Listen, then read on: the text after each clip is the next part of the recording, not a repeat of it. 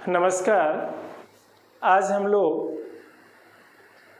Psychology के एक topic पर चर्चा करेंगे जो वास्तव में काफ़ी महत्वपूर्ण भी है, इंटरेस्टिंग भी है और थोड़ा सा पढ़ते समय कंसंट्रेशन भी मांगता है ये वीडियो और ये टॉपिक। जब आप इसको पढ़ेंगे, इसको देखेंगे, क्योंकि आज हम जो टॉपिक लेने जा रहे हैं वो टॉपिक बहुत ही इम्पोर्टेंट है और उस टॉपिक को हम कह सकते हैं बुद्धि, इंटेलिजेंस।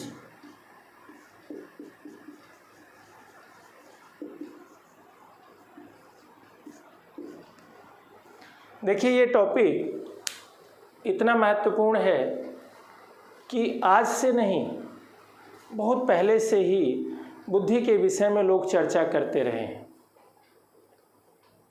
और हर व्यक्ति एक दूसरे की बुद्धि के विषय में जानने का प्रयास करता है, इसलिए कुछ न कुछ क्वेश्चंस पूछता रहता है। और जब उसको लगता है कि सामने वाला व्यक्ति उससे कम बुद्धिमान है तो उसको हर्ष की अनुभूति होती है। अगर आप किसी से पूछिए कि एक व्यक्ति दूसरे व्यक्ति से भिन्न क्यों है, why one person is different from other, what are the reason behind this, तो बहुत सारे फैक्टर्स बताएगा कि व्यक्ति में विभिन्नता, डिफरेंस का जो कारण है शारीरिक बनावट है, उसकी रुचि है, उसका एटीट्यूड है, उसका बिहेवियर है, लेकिन सबसे महत्वपूर्ण जो अंतर बताने का कारक है वो है इंटेलिजेंस, बुद्धि। हम देखते हैं कि एक व्यक्ति दूसरे व्यक्ति से बुद्धि के मामले में भिन्न स्थिति रखता है। अब हम बात करते हैं कि आखिर बुद्धि है क्या। अक्सर आप किसी से पूछिए कि व्हाट इज इंटेलिजेंस, बुद्धि क्या है, तो ये बताएगा, हर कोई बताएगा कि समझ बुद्धि है, ज्ञान बुद्धि है, सीखना बुद्धि है, योग्यता बुद्धि है, क्षमता बुद्धि है। But these words are synonym of intelligence rather than meaning of intelligence. ये जो शब्द हमने बताया, understanding, knowledge, memory, learning, ability, ये सब बुद्धि के साथ या बुद्धि के लिए यूज होने वाले एक पर्यायवाची शब्द हैं, बुद्धि के अर्थ नहीं है। बुद्धि की समय समय पर अनेकों परिभाषाएं दी गई हैं और तरह तरह से हर व्यक्ति अपने अपने तरीके से बुद्धि को डिफाइन करने का प्रयास करता है और किया हुआ है। किसी ने बुद्धि को तार्किक क्षमता बताया, किसी ने बुद्धि को समझने की क्षमता बताया, किसी ने बुद्धि को अमूर्त चिंतन की क्षमता बताया, किसी ने मूर्त चिंतन की क्षमता बताया। इस तरह से बहुत सारी वैरायटी आप पाएंगे। बुद्धि के विषय में सबसे महत्वपूर्ण जो परिभाषा है वह है डी वेसलर की। डी वेसलर की जो परिभाषा है वह सबसे व्यापक और सबसे महत्वपूर्ण परिभाषा है। वेसलर ने बुद्धि के विषय में जो अपने विचार व्यक्त किए हैं वो बहुत व्यापक हैं और बहुत ही पॉपुलर है। तो वेसलर ने क्या कहा, हम आओ उसका थोड़ा सा जिक्र करते हैं कि बुद्धि के विषय में वेसलर के विचार क्या हैं। और जब आप देखेंगे तो आपको लगेगा कि वास्तव में बहुत अच्छी बात बताई गई है वेसलर के द्वारा कि बुद्धि क्या है। इन्होंने जो कहा, देखिए, उद्देश्य पूर्ण ढंग से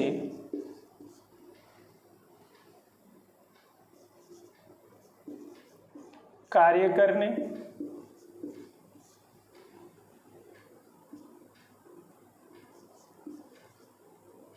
तार्किक ढंग से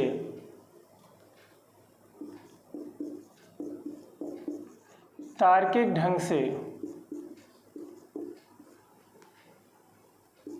चिंतन करने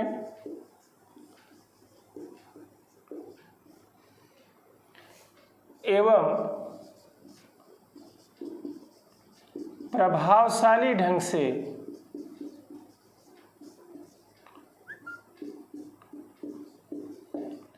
क्रिया करने की क्षमता ही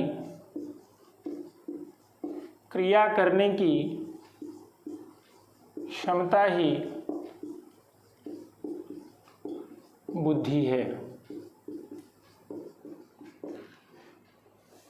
उद्देश्यपूर्ण ढंग से कार्य करने, तार्किक ढंग से चिंतन करने, प्रभावशाली ढंग से क्रिया करने की क्षमता ही बुद्धि है। Intelligence is the aggregate or global capacity to act purposefully, to think rationally, and to deal effectively with the environment. That is intelligence. इसमें देखिए हमने देखा purposefully, पहला शब्द है purposefully, दूसरा है रैशनली और तीसरा है इफेक्टिवली। यानी अगर हम कोई भी कार्य इस तरह से करते हैं कि उसका एक उद्देश्य हो, पहली शर्त है। बिना किसी उद्देश्य का हम कोई काम अगर नहीं करते हैं, उद्देश्य होता है तभी करते हैं, तो इसका मतलब हम बुद्धिमान हैं। फॉर एग्जाम्पल, आपने अपने फ्रेंड को 12 बजे रात को फ़ोन किया तो तुरंत आपका फ्रेंड क्या कहता है, क्या बात है? तो आपने कहा नहीं बस ऐसे ही फ़ोन किया, तो उसका उत्तर क्या होगा? अच्छा रखो, क्योंकि आपने बिना उद्देश्य का फ़ोन किया था। उद्देश्य होना चाहिए। हमने ये भी देखा है कि कुछ लोग ये कहते हुए सुने जाते हैं कि फला व्यक्ति या ये व्यक्ति बहुत बुद्धिमान है, बहुत स्वार्थी है, और वो जब काम पड़ता है तब बात करता है। क्यों बात करे भाई? जब कोई पर्पज हो, जब कोई उद्देश्य हो तब बात करो ना, बेवजह बात करने की क्या ज़रूरत है? पहली शर्त है। दूसरा है, जब भी आप बात करो, जब भी आप कोई कार्य करो, जब भी आप किसी क्रिया की तरफ बढ़ो, तो वो तार्किक ढंग से सोचने के बाद करो कि कब करना चाहिए, कब नहीं करना चाहिए। आप किसी को फ़ोन कर रहे हैं तो 12 बजे रात को क्यों कर रहे हैं? पहले करिए। आप ये सोच लीजिए कब वो व्यक्ति खाली होगा, रिसीव करते समय वो हमारे फ़ोन को खुश होगा। यानी तर्क वितर्क करने के बाद अगर आप कोई काम करते हैं तो आप बेहतर रहेंगे, बेहतर माने जाएंगे, बुद्धिमान माने जाएंगे। यानी आपके कार्यों में तार्किकता, आपके व्यवहार में तर्क हो कि ये कार्य आपने इसलिए किया। तीसरा क्या है? जब भी आप कोई क्रिया करें उसका प्रभाव हो। You have to affect others through your behaviour. यदि आपके व्यवहार से दूसरा प्रभावित होता है तो आप बुद्धिमान हैं। अब तीनों बातों को देखिए, कुछ भी करिए उसका एक उद्देश्य हो, और जिस भी कार्य को आप करते हैं उसको तर्क वितर्क करने के बाद करते हैं, जैसा भी करते हैं उसका एक प्रभाव डालते हैं दूसरे के ऊपर, इसका मतलब आप बुद्धिमान हैं। तो बुद्धि में ये तीनों बातें बहुत ही महत्वपूर्ण ढंग से जुड़ी हुई हैं इस वेसलर के सिद्धांत में। अब हम बात करते हैं कि बहुत सारे लोगों ने बुद्धि की परिभाषा दी। सभी लोगों की परिभाषाओं को अगर आप समराइज करें, उसमें से एक आप अर्थ निकालें, तो आपको लगेगा कि बुद्धि के विषय में कुछ सामान्य तौर से कही जा सकती हैं बातें। और वो बातें क्या हैं? पहला, बुद्धि अमूर्त है। Intelligence is abstract. यानी कि बुद्धि हमारे इस पूरे शरीर में कहाँ रहती है उसका कोई पार्ट हम नहीं बता सकते। कौन सा पार्ट? जैसे हमने आँख के लिए बता दिया कि ये आँख है, ये हाथ है, ये अंगुली है, ये पैर है। इस तरह से आप नहीं बता सकते कि बुद्धि कहाँ है। बुद्धि को महसूस कर सकते हैं, we can feel, we can realize, but we can not exactly say this part of body is intelligence, यानी बुद्धि अमूर्त है, ये पहली शर्त है बुद्धि के लिए। दूसरा है यह एक मानसिक क्षमता है, mental ability. Intelligence is a mental ability, मतलब इससे हमारे शरीर का कुछ लेना देना नहीं है। गोरे हैं, काले हैं, छोटे हैं, मोटे हैं, लंबे हैं, दुबले हैं, पतले हैं, डजेंट मैटर। आप किसी व्यक्ति के शरीर को देख के नहीं बता सकते कि दिस पर्सन इज इंटेलिजेंट। ये व्यक्ति लंबा है तो मूर्ख होगा, ये व्यक्ति छोटा है तो मूर्ख होगा, ये व्यक्ति मोटा है तो बुद्धिमान होगा, डजेंट मैटर। मतलब व्यक्ति की शारीरिक बनावट का उस पर कोई असर नहीं पड़ता। यह एक मानसिक क्षमता है, mental ability. Intelligence is a mental ability. तीसरा है इसमें प्रत्येक व्यक्ति की बुद्धि, प्रत्येक व्यक्ति की बुद्धि दूसरों से अलग होती है, दूसरों से अलग होती है। Every individual has different types of intelligence. Every individual has different types of intelligence, यानी Ram is different from Shyam, Shyam is different from Mohan, Mohan is different from Sumit. इस तरह से आप कह सकते हैं कि हर व्यक्ति दूसरे से अलग है in the field of intelligence. बुद्धि के क्षेत्र में या बुद्धि की बारे में अगर चर्चा करें तो हर व्यक्ति की बुद्धि अलग अलग है। अगला है इसमें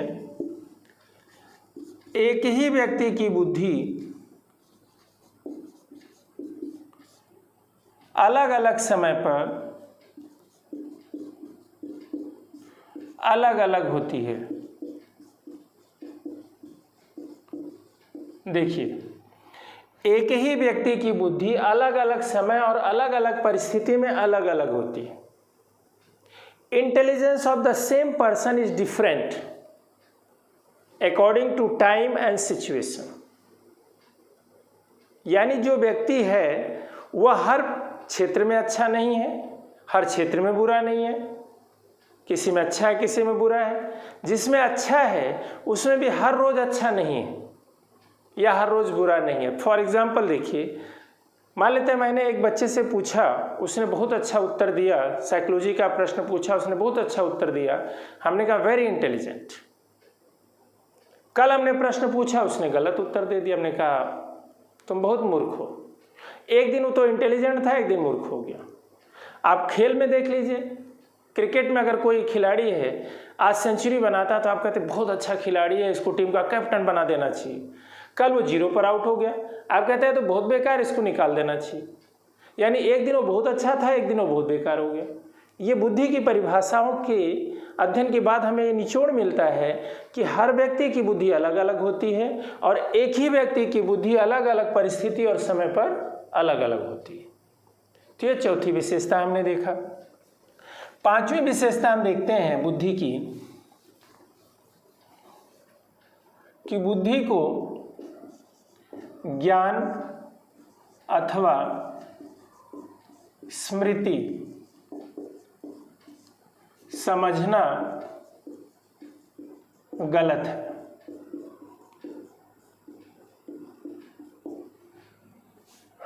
यानी बुद्धि को ज्ञान समझना, बुद्धि को स्मृति समझना गलत। It is wrong to understand intelligence as knowledge और मेमोरी। देखिए, मैं एक उदाहरण आपको बताता हूँ। नॉलेज तब होती है जब हम धीरे धीरे किसी चीज़ को पढ़ते हैं या समझने का प्रयास करते हो तो हमारी नॉलेज बढ़ती है। मैं बहुत इंटेलिजेंट हूँ, लेकिन अगर मैं कोई विषय नहीं पढ़ रहा हूँ, किसी को नहीं देख रहा हूँ, सुन रहा हूँ, समझ रहा हूँ, तो मैं कैसे बताऊँगा? फ्रांस के राष्ट्रपति का क्या नाम है? अगर हमने इसको नहीं पढ़ा है, नहीं सुना है, तो हम कितने भी इंटेलिजेंट होंगे नहीं बता पाएंगे। तो बुद्धि होना अलग बात है और ज्ञान होना अलग बात है। ज्ञान होगा धीरे धीरे पढ़ने से, बुद्धि का इसमें कोई रोल नहीं है। अगर आप सेलेक्ट हो गए हैं, इसका अर्थ ही एग्जाम में सेलेक्ट हो गए, आपको जॉब मिल गई, तो इसका अर्थ है नहीं कि आप बहुत बुद्धिमान हैं। अगर कोई व्यक्ति सेलेक्ट नहीं हुआ तो इसका मतलब ये नहीं कि वो मूर्ख है। कई बार हमने देखा होगा कि कई लोग अनपढ़ होते, पढ़े लिखे नहीं होते, लेकिन फिर भी वो बहुत ही अजीब व्यवहार करते हैं, बड़ा ही एक्स्ट्राऑर्डिनरी बिहेवियर कर जाते हैं। तो इसका मतलब क्या है कि वो बुद्धिमान है, उन्होंने पढ़ाई नहीं की, अलग मैटर। ज्ञान होना अलग बात है और पढ़ाई करना, बुद्धिमान होना अलग बात है और ज्ञान होना अलग बात है। अगर आपका सिलेक्शन नहीं हुआ है तो इसका मतलब है कि आपने पढ़ाई नहीं की, आप मूर्ख नहीं हैं। आप पढ़ाई करिए, आपका सिलेक्शन होगा। दूसरी बात मेमोरी से है। कई लोग कहते हैं कि हमारी याददाश्त खराब हो गई है, हमारी मेमोरी खराब हो गई, मैं तो मूर्ख हूँ। यहाँ भी रोल वही है। अगर कोई काम आप बार बार करेंगे तो आपकी मेमोरी तेज हो जाएगी। अगर आप कोई काम आज करते हैं, फिर नहीं करते, फिर कर देते हैं, फिर कर देते, तो मेमोरी आपकी खराब होगी। इसमें बुद्धि का कोई रोल नहीं है। फॉर एग्जाम्पल देखिए, आप अपना बटुआ एक जगह रखते हैं, जब भी ज़रूरत पड़ती है वहीं रखते हैं, वहीं से उठा लेते हैं, फिक्स आपका स्पॉट। आपको अंधेरे में भी ढूंढना होगा तो बटुआ मिल जाएगा। लेकिन अगर आप अपना बटुआ यहाँ वहाँ रखने की आदत है, कितने भी बुद्धिमान आप हैं, तो आप जब ढूंढने लगेंगे तो आपको बटुआ मिलेगा ही। इससे क्या साबित होता है कि मेमोरी तेज तब होती है जब किसी काम को आप बार बार करते हैं। अगर आप किसी काम को फिक्स टाइम पर, रूटीन पे करते हैं तो आपकी मेमोरी तेज हो जाती है। इससे बुद्धि का कुछ लेना देना नहीं है। अगला पॉइंट है, बुद्धि पर जाति, धर्म, क्षेत्र, लिंग का प्रभाव नहीं पड़ता। Intelligence is not affected by caste, religion, region and sex. For example देखिए, हम अक्सर ये सुनते हैं कि लड़की है इसलिए बुद्धिमान है, लड़का है इसलिए बुद्धिमान है। गलत। यानी लिंग के आधार पर आप किसी को बुद्धिमान और मूर्ख नहीं कह सकते। हर लिंग में बुद्धिमान और मूर्ख होते हैं। यानी लड़की भी मूर्ख हो सकती है, लड़की भी बुद्धिमान हो सकती है, लड़का भी मूर्ख हो सकता है, लड़का भी बुद्धिमान हो सकता है। उसी तरह से रीजन के आधार पे भी हम नहीं कह सकते कि इस रीजन का व्यक्ति बुद्धिमान होता है। जैसे कई लोग कहते हैं बिहार के व्यक्ति बुद्धिमान होते हैं, वो मेहनत करते हैं इसलिए उनका सिलेक्शन हो जाता है। हम मेहनत नहीं करते इसलिए हमारा सिलेक्शन नहीं हो रहा है। तो आप इस क्षेत्र के आधार पर नहीं बता सकते कि हरियाणा का व्यक्ति है तो बुद्धिमान है, दिल्ली का व्यक्ति है तो बुद्धिमान है, तमिलनाडु का व्यक्ति है तो बुद्धिमान है। कहीं का भी व्यक्ति बुद्धिमान हो सकता है और कहीं का व्यक्ति मूर्ख हो सकता है। इसी तरह से धर्म की बात हम करते हैं। हिंदू, मुसलमान, सिख, ईसाई, जैन, पारसी, धर्म के आधार पर हम नहीं बता सकते कि ये ईसाई है इसलिए बुद्धिमान है, ये हिंदू है इसलिए बुद्धिमान है, ये पारसी है इसलिए बुद्धिमान है। ऐसा नहीं है। यानी हर धर्म में बुद्धिमान भी होते हैं, हर धर्म में मूर्ख भी होते हैं। हम धर्म के आधार पर नहीं बता सकते कि this person is intelligent because this person belongs to this religion. No, it is wrong. इसी तरह से जाति के आधार पर है। हमें नहीं बता सकते कि यादव है इसलिए बुद्धिमान है, ब्राह्मण है इसलिए बुद्धिमान है, राजपूत है इसलिए बुद्धिमान है। हम जाति के आधार पर भी हम किसी को बुद्धिमान और मूर्ख नहीं बता सकते। यानी अगर आपके पेपर में आता है कि दो व्यक्ति हैं, दो विभिन्न जातियों के हैं, तो जाति का मेंशन भी कर देता है, तो किस जाति का व्यक्ति बुद्धिमान होगा, तो इसका मतलब है वो उत्तर होगा गलत। कोई भी आप नहीं बता सकते जाति के आधार पर। किसी भी जाति में, किसी भी धर्म में, किसी भी क्षेत्र में, किसी भी लिंग में आपको बुद्धिमान और मूर्ख व्यक्ति मिलेंगे। अब अगला प्रश्न है, जो अगली विशेषता है, बुद्धि पर वातावरण का प्रभाव पड़ता है। Intelligence is affected by environment. जबकि बुद्धि लब्धि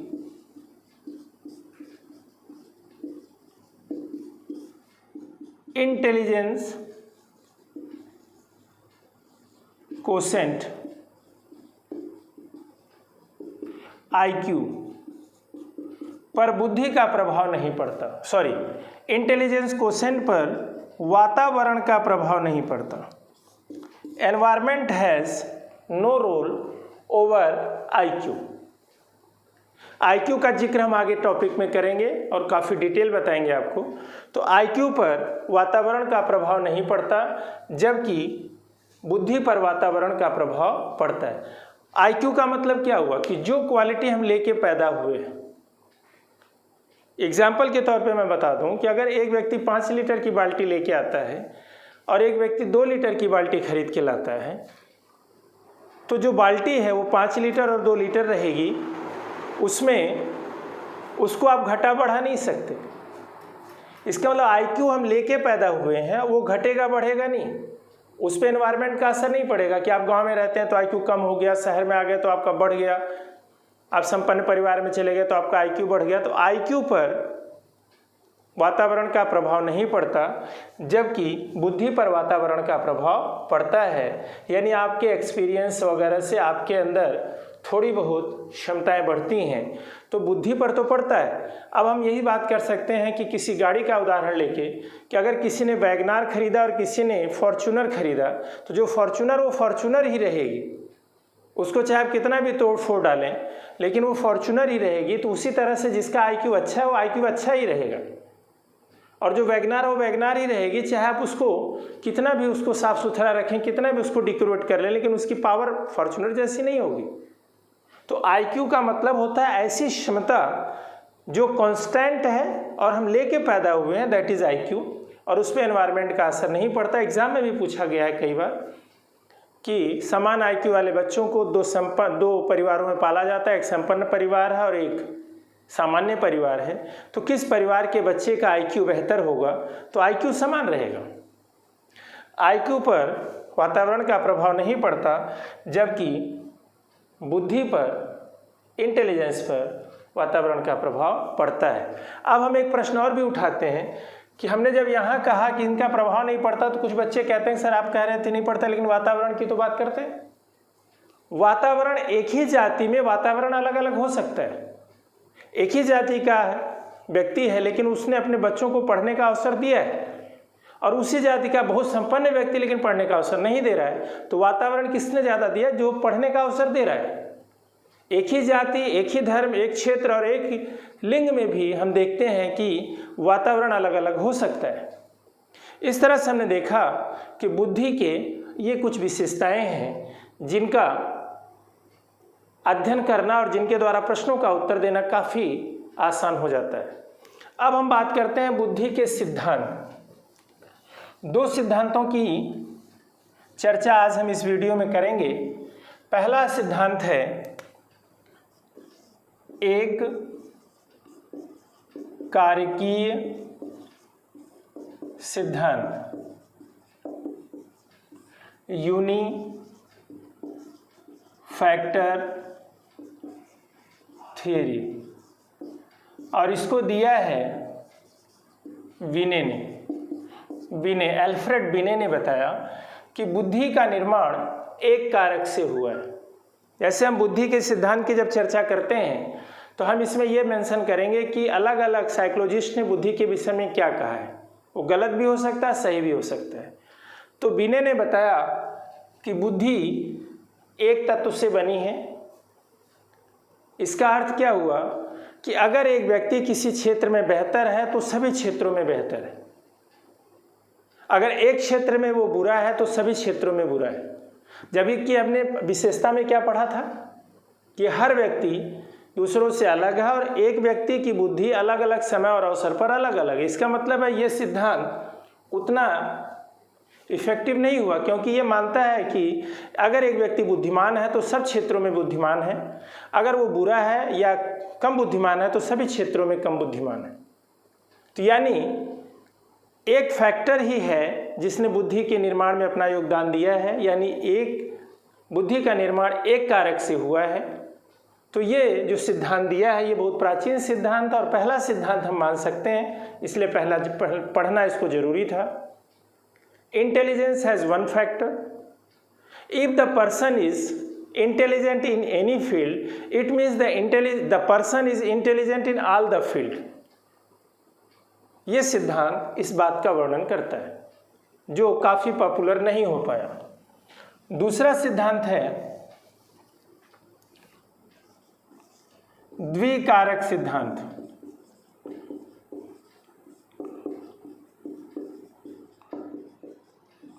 two factors theory.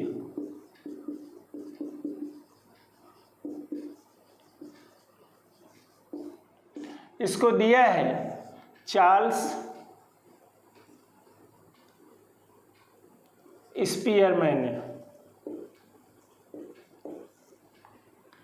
Charles Spearman ने यह सिद्धांत दिया है 1927 में।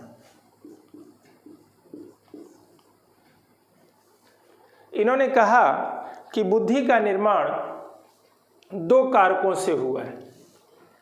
बुद्धि का निर्माण दो कारकों से हुआ है, एक वंशानुक्रम से मिला और एक वातावरण से मिला। Intelligence has two factors. One factor is acquired by the person through heredity. Second factor is acquired by the individual by the person through environment. इन्होंने कहा बुद्धि का निर्माण दो कारकों से हुआ। अगर हम एक उदाहरण लें एक सब्जी का, सब्जी जो बनाते हैं लोग घरों में, तो एक ऐसी सब्जी की तरह से इसको बताया गया जिसमें दो चीज़ें मिली हुई हैं, आलू और मटर, मटर और पनीर, यानी दो कारकों से मिलकर हमारी बुद्धि का निर्माण हुआ है। और वो दो कारक क्या हैं देखिए। पहला है जी फैक्टर, यानी जनरल फैक्टर, यानी सामान्य कारक। यह कारक वंशानुक्रम के द्वारा प्राप्त होता है, हेरिडिटी के थ्रू मिलता है। The individual gets this factor through heredity, और ये मात्रा में कम और ज़्यादा हो सकता है। It may be much or less in quantity. व्यक्ति बुद्धिमान है कि मूर्ख है, ये जी फैक्टर डिसाइड करेगा। सामान्य कार्यों में, डे टू डे लाइफ में इसी फैक्टर का रोल होता है। सामान्य कार्य का मतलब क्या हुआ? सामान खरीदने जाना है, लोगों से बातें करनी है, सामाजिकता निभाना है, घर में रहना है, डे टू डे लाइफ की एक्टिविटीज़ को इन्वॉल्व करना है। तो इन सारे कार्यों में जिस कारक की भूमिका है वो है सामान्य कारक, और व्यक्ति बुद्धिमान है या मूर्ख है इसी के द्वारा पता चलेगा। यह किसी को कम मिल सकता है और किसी को ज़्यादा मिल सकता है। ये जी फैक्टर, मान लेते हैं ये ए है और ये बी है, तो हम कहेंगे बी ज़्यादा बुद्धिमान है क्योंकि बी का जो जी फैक्टर वो ज़्यादा मिला है। अब दूसरा है एस फैक्टर, विशिष्ट कारक, या हम कह सकते हैं स्पेसिफिक फैक्टर। ये तो वंशानुक्रम मिलता है, हेरिडिटी के थ्रू मिलता है, ये मिलता है एनवायरनमेंट के थ्रू। जैसा एनवायरनमेंट होगा उस तरह का एस फैक्टर होगा। अगर एनवायरनमेंट संगीत का मिला तो हमें संगीत की तरफ हम चले गए, टीचिंग का मिला तो हम टीचिंग की तरफ चले गए, पॉलिटिशियन बनने का चांस मिला तो उधर चले गए। तो हमारे फील्ड के आधार पर ये नहीं बताया जा सकता कि हम बुद्धिमान हैं या मूर्ख हैं, क्योंकि जैसा वातावरण मिला उस तरह से हम आगे बढ़े। अब देखिए, जिसका जी फैक्टर ज़्यादा होगा और उसको एनवायरनमेंट में मिल जाएगा वो बेहतर स्थिति में चला जाएगा। मान लेते हैं हम संगीत का वातावरण हमें मिला, हम 2-3 भाई हैं, उनमें से एक भाई ज़्यादा आगे निकल गया। इसका रीज़न क्या था कि उसका जी फैक्टर ज़्यादा अच्छा था। वातावरण तो सबको मिला, सब संगीत में आगे बढ़े, लेकिन उसमें से एक आगे निकल गया। अब अगर इसको हम मान लें कि जी फैक्टर हमें वंशानुक्रम से मिलता है और यस फैक्टर हमें वातावरण के द्वारा मिलता है, तो हम इसको एक चार्ट के द्वारा ऐसे भी समझ सकते हैं। देखिए, मान लेते हैं ये व्यक्ति का जी फैक्टर और एस फैक्टर इसमें से निकलेगा।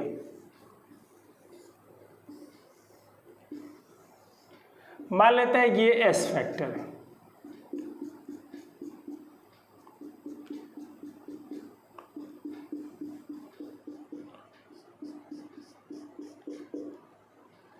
S1, S2, S3, S4, S5, केवल 5 तक ही नहीं रहता, कितना भी लिख सकते हैं। S1 का मतलब अगर हम मानते हैं कि संगीत से संबंधित है, ये भाषा से संबंधित है, ये चिकित्सा से संबंधित है, ये गणित से संबंधित है, ये खेल से संबंधित है, तो हम ये कह सकते हैं कि अगर हम भाषा की बात करें तो देखिए भाषा जी फैक्टर में पहले से ही था, वातावरण मिला तो वही बढ़ गया। गणित पहले से उसके जी फैक्टर में था, वातावरण मिला तो वही बढ़ गया। यानी सामान्य कार्य करने में सारे कारक थे हमारे पास, लेकिन जो वातावरण मिला उधर हम बढ़ गए। अगर हम कहते हैं कि पर्सन इज इंटेलिजेंट या सुपीरियर या बेटर इन म्यूजिक, एक व्यक्ति म्यूजिक में अच्छा है, तो इसका अर्थ क्या हुआ, उसके अंदर जी तो है ही, उसके अलावा क्या है, S1 है।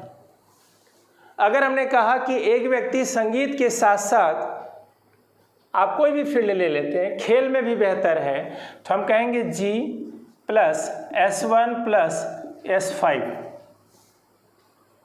यानी S बहुत सारे हो सकते हैं, 1-2 हो सकते हैं, और हो सकता है एक भी ना हो। अगर उसको एनवायरनमेंट 3-4-5 क्षेत्रों का मिलता है तो 4-5 क्षेत्रों में अच्छा हो सकता है। अगर एनवायरनमेंट उसको कहीं का नहीं मिलता तो हो सकता है एनवायरनमेंट उसको किसी फील्ड में उसको स्पेसिफिकेशन ना मिल पाए, लेकिन वो फिर भी बुद्धिमान रहेगा। इस तरह से हमने देखा कि बुद्धि के लिए स्पीयरमैन ने 2 कारकों को महत्वपूर्ण माना, G और S। G सब में होगा, कम या ज़्यादा, S अलग अलग होगा, और जैसा वातावरण मिलेगा उस हिसाब से होगा। तो अगर हमें 2 या 3 व्यक्तियों की तुलना करनी है तो हम G के आधार पर उनकी तुलना कर सकते हैं, S के आधार पर नहीं। मान लिया कि हमें 3 लोगों की तुलना करनी है, आमिर खान, सचिन तेंदुलकर और नरेंद्र मोदी। आमिर खान एक्टिंग में टॉप पे हैं, सचिन तेंदुलकर खेल में टॉप पे हैं, और नरेंद्र मोदी राजनीति में टॉप पे हैं। लेकिन अगर हम इन तीनों के इनके फील्ड की तुलना करेंगे तो हम नहीं बता पाएंगे इन तीनों में बुद्धिमान कौन है। इनकी आइडेंटिटी छिपा के अगर हम इनसे सामान्य कार्य करने का अवसर इन्हें दें तो इन तीनों लोग जब सामान्य कार्य करेंगे तब उसमें पता चलेगा कि इनका जी फैक्टर किसका ज़्यादा है, और उस आधार पर हम इन तीनों में से जो व्यक्ति बुद्धिमान होगा उसको हम चुन सकते हैं। यानी किसी स्पेसिफिक फील्ड के द्वारा हम नहीं बता सकते कि वो व्यक्ति बुद्धिमान है या मूर्ख है। हम उसके जी फैक्टर के द्वारा बता सकते हैं कि व्यक्ति बुद्धिमान है या मूर्ख है। हमने प्रयास किया कि आपको बुद्धि के संबंध में एक सिद्धांत की व्याख्या भी करें और बुद्धि के विषय में कुछ क्लैरिफिकेशन भी दें। आप वीडियो ध्यान से देखिए और अंत तक देखिए, तभी आपको बुद्धि के विषय में काफ़ी सूचनाएं मिलेंगी। अगले सिद्धांत के विषय में हम अगले वीडियो में चर्चा करेंगे। धन्यवाद।